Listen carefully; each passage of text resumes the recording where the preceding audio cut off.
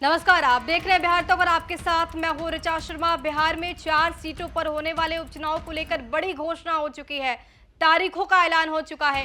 13 नवंबर को इन 4 विधानसभा सीटों पर वोटिंग होनी है और 23 नवंबर को रिजल्ट सबके सामने होगा। आपको बता दें कि 4 सीटें बेलागंज, तरारी, रामगढ़ और इमामगंज, ये 4 सीटें हैं जहां पर उपचुनाव होना है। 4 सीटों को लेकर सभी पार्टियां अपनी तैयारी शुरू कर दी हैं और अब तारीखों का ऐलान भी हो गया है।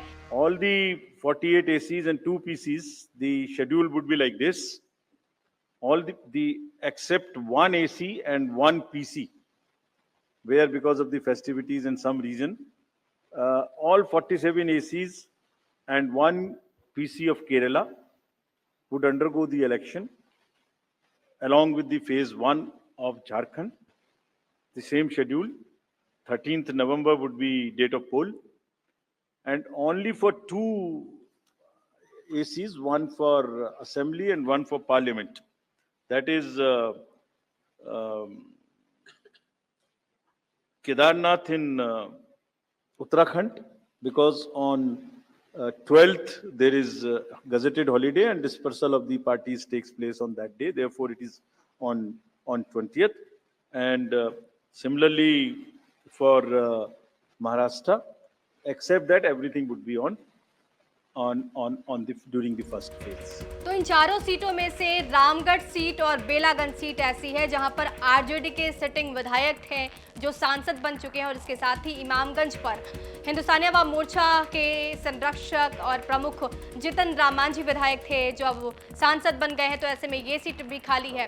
इसके साथ ही तरारी की बात की जाए तो तरारी से भाकपा माले के सुदामा प्रसाद विधायक थे और अब वो सांसद बन गए, तो ये सीट भी खाली हो गई है।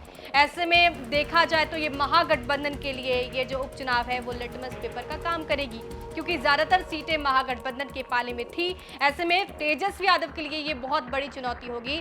हालांकि जेडीयू के लिए ये कोई खास काम करता हुआ नजर नहीं आएगा, जेडीयू के लिए खोने को कुछ भी नहीं है, लेकिन तेजस्वी की साख यहाँ पर दाव पर जरूर है। अगर तेजस्वी यादव इन चारों सीटों पर कमाल कर पाते हैं, महागठबंधन कमाल कर पाती है, तो सीटें बढ़ेंगी। ऐसे में तेजस्वी को इसका फायदा होगा।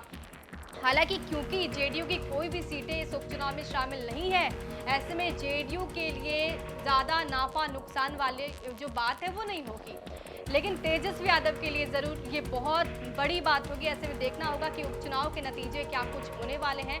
लेकिन इस बीच ये बड़ी जानकारी आपको दे दे कि उपचुनाव को लेकर बड़ी घोषणा हो चुकी है। 13 नवंबर को पोलिंग होगा, वोटिंग होगी और 23 नवंबर को नतीजे आपके सामने होंगे। अब देखना होगा कि इस उपचुनाव में बाजी कौन मारता है। बने रहिए हमारे साथ, देखते रहिए बिहार।